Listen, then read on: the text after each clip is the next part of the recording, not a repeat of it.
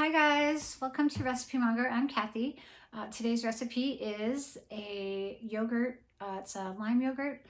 Do it yourself. I do it because I love lime yogurt and the store, just the single serving things are just pretty expensive. And I thought I also want something a little more healthy without all the added colors and flavorings.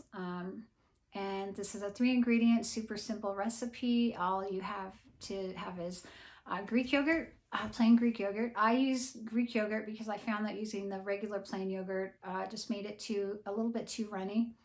And so with the Greek yogurt, it waters it down a bit, but not to where it's runny. The second ingredient is lime juice. I use key lime juice. They're a little bit sweeter. And they're really good for your gut, the lime juices, and overall general it's organ friendly. And the third ingredient is honey. So it's pretty, good, healthy, more natural recipe. So anyway, super easy. Let's get to it.